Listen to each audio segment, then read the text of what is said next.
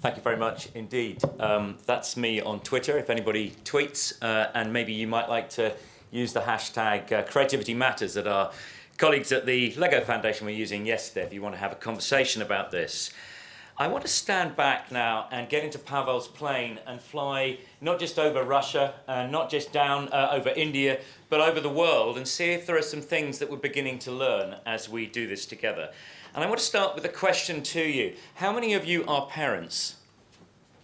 Congratulations, or indeed commiserations, whatever it's feeling like. How many of you are parents of kids at school at the moment? Okay, so if you want to know what your children are doing, what do? You get their bag and you runkle around in it and you find the school timetable, yeah? It may be digital, it may be on a tablet these days. And what does it say? Does it say creativity? Does it say critical thinking? No, that is the challenge, isn't it? So we bound the school world by school subjects. We know they're really important, as our colleagues have been saying, but we want to slip in sideways something that we think is really important. So how do we do that? Well, countries across the world are beginning to do it. And as I said yesterday, here's a great example from the Brookings Institution showing how that's beginning to happen. A relatively small number, really specifying the skills progression right through the age range. I think we have a problem with this phrase 21st century skills. So forgive me if you love them, but I'm going to say that we need to stop using them. It is lazy. It sounds like we're on a crusade. And it sounds like English and maths and science don't matter anymore. It's silly. This is 2019. Are we saying it's going to be the same thing in 2080? It's bonkers. Why are we not specifying more precisely what we think is always important and what we think is particularly important now? So that's where I think we might like to go. And I'd be very happy to send that publication to anybody who's interested in that dialogue. Andreas Schleicher showed a later version of this yesterday. I like this version very much because we need to think what kind of a thing critical and creative thinking is. Is it a subject? Is it about knowledge? Is it about skill? Is it about value and attitudes? It's all of those things. And how they kind of mesh together is the challenge that we have. And recognizing that a lot of what we're talking about, again, I think as Pavel was saying, is this sort of meta-level understanding, the gaps between the subjects. And a lot of it is also about social and emotional learning, intercultural relationships. Most of what we're going to be doing, as we said yesterday, is going to be collaborative. We're going to need to use our empathy if we're going to understand that, I would suggest. Whether they're competencies or, as I would suggest, habits. I think we're talking about a mindset.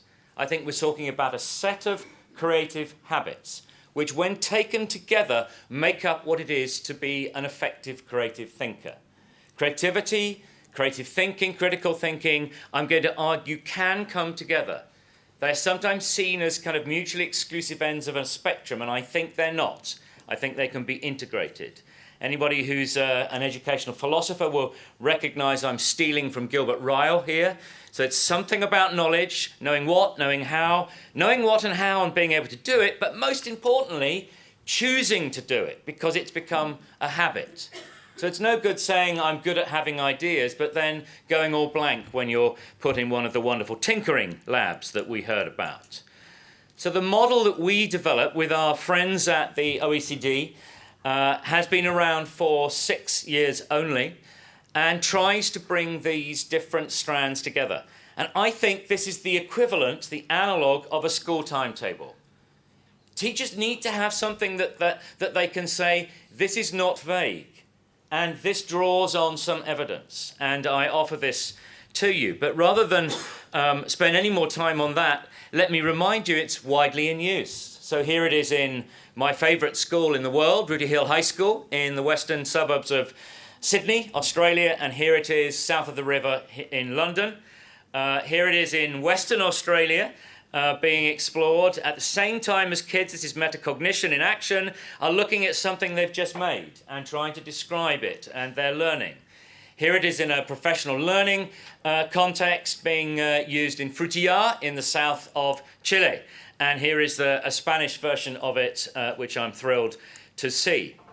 With my friends at Creativity, Culture and Education, we've been expanding across the world. So you can see these 5 habits now being used in curricula in 21 different countries. And I think this is a global phenomenon, that curriculum is no longer just owned by a single country. We're in a global universe and we need global curricula.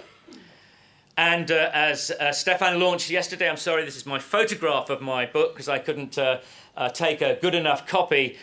We've moved, and here an indication of the 11 countries, 14 originally, that have been part of this project. So the numbers are becoming impressive, I think. This is no longer should we do it, or why should we do it, but how can we do it? And as our colleague Eliwan was asking, it's all about, I think, the confidence and capability of professionals, of teachers. So how can we make this easy? How can we offer the kind of support that principals will need? I'm a big fan of Australia, and I particularly like the CUBE way that Australia is recognising the value of traditional subjects, disciplines, recognising the value of these new cross-cutting themes, and recognising the historical imperative, the values that are particularly important to their country. And I think that was very consonant with my 2 colleagues there. But you see, what Australia has done is then said, so we need to specify this. And this is the central description of this. You'll hear from Sharon, Sharon Foster, when she speaks after the break, that Victoria have further simplified this, because this is only 2 sides of a A4 piece of paper, but we don't want to overload, I think, teachers with too much stuff. And stuff, I think, is the enemy of really deep, critical, creative thinking at the moment. One of the challenges we have, and I was disappointed, the only thing I was disappointed by Jeff Mulgan's speech yesterday, was that there is some evidence emerging here about how critical and creative thinking really does improve standards. These are good meta-analytical studies.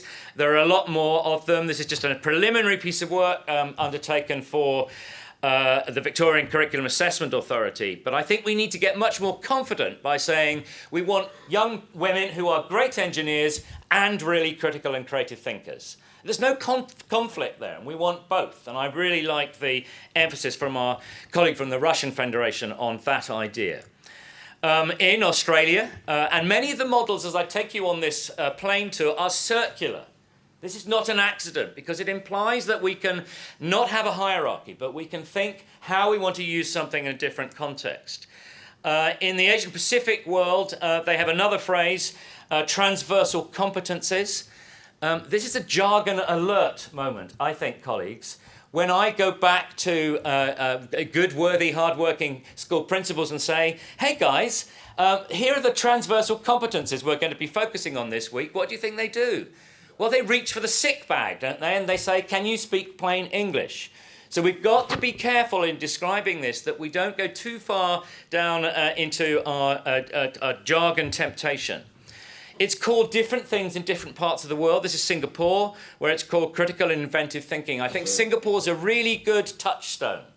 They are hugely successful on the PISA measures of capability in English, maths and science. And their Minister for Schools is really keen that they should also focus on becoming more creative and inventive and should therefore embed critical and creative thinking. So Singapore is really interested in having what I think is the most important debate, which is the conjunction and. Not either or, but and. We want to be the best in class in the traditional sense, but we also want to be fantastic in this sense too. If we were going to the States, another strong driver, good evidence-based driver, is the work that Partnership for 21st Century Learning has been doing. Or if we wanted to look at Canada, the work of colleague and friend Michael Fullan is really influential. His new Pedagogies for Deeper Learning, I think, is terrific. Another example of a way of approaching this that is global. And indeed, the 21st Century Learning group are global too. This, I think, is Ontario, but I could have selected a number of different states in Canada. Here we've got the same Australia, the Russian Federation issue, the issue wherever you have a kind of central broad mandate, but it's left up to states. And I think that's good and exciting. One other thing that's happening, integrating curriculum with assessment, is the use of digital tools to track the progression of your capability in critical and creative thinking. Talis School has an app. All kids have an app. They use that to upload examples of their work. It could be outside school. It could be a sports team or in a tinkering lab. It doesn't matter where it is. And these are their own emerging testimonials as they curate their future. It's a lovely idea. It's so simple. And it speaks to the colleague talking also yesterday about the portfolio being developed in Ireland. In the state of Victoria, world first testing before PISA, and that was exciting, and their local paper working with me and others to create a version of that test for parents, because we've got to take this out to parents too, haven't we? Especially politicians, if they want to be in the job for more than a year, need to take it to parents because they're the voters. And then, as was said earlier on, we're working hard, and it's very complicated, and it won't be perfect, but we're into the second field trials. A number of you have committed to be part of this. If you haven't, then please go and knock on the door of your ministry and say you must be part of the PISA 2021 Creative Thinking test. It's really important. So when we stand back from what's going on, the danger is that we can make this too complicated, and I don't think it is. First of all, we have to understand, don't we? We have to have, just as we would a quadratic equation or an experiment in science or an irregular verb in a language, we've got to understand the grammar of this. What is creativity and critical thinking? Then we've got to establish the climate in the school, in the system, in the classroom. Then we've got to choose pedagogies, and then all the time we've got to build learner commitment to this. I think that we're getting more clear, and the report takes some of these ideas still further, and if you haven't read it, do get it, do buy 50 copies so that we can rapidly produce a second edition. I think there's some things here that we know from the evidence that are important, and they're very challenging for some schools. I mean, teachers don't like leaving space for the unexpected, do they? And do we really always want to engage our students as co-designers? No, of course we don't. God, this is my lesson. It's my great lesson on the history of, and you mean you want to redesign it, or you want to give me feedback? And, so there's a culture shift in the way that we prepare teachers, the way that we support teachers and develop them. Here's what Australia does really well. It says this is an explicit thing.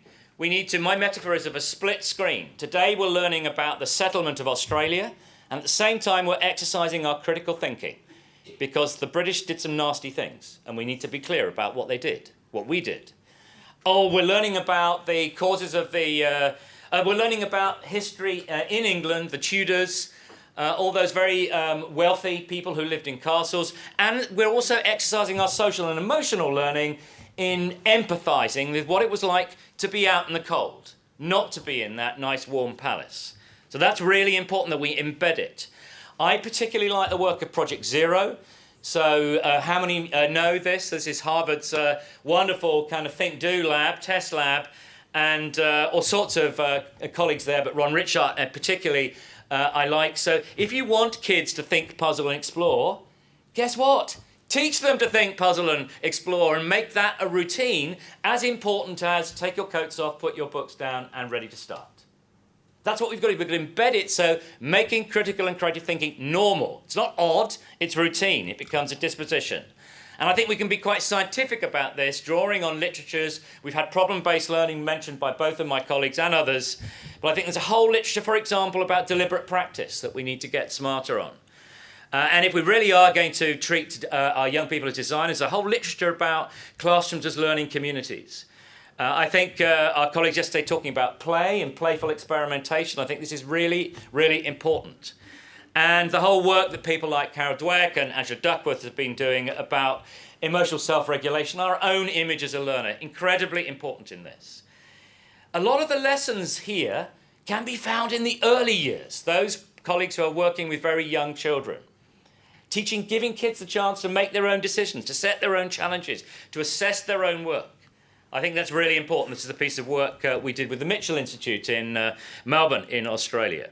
And finally, to my home country, if it's still alive, if there hasn't been a constitutional... Yesterday, about now, there was a constitutional crisis, so who knows if we still have a Prime Minister. Do we still have a Prime Minister? Don't answer that. So I bring you good news. Scotland has been really celebrating through their curriculum for excellence. That's the top right hand. We heard wonderful examples yesterday about the Creative Ireland programme. We've heard this morning about the new Welsh curriculum.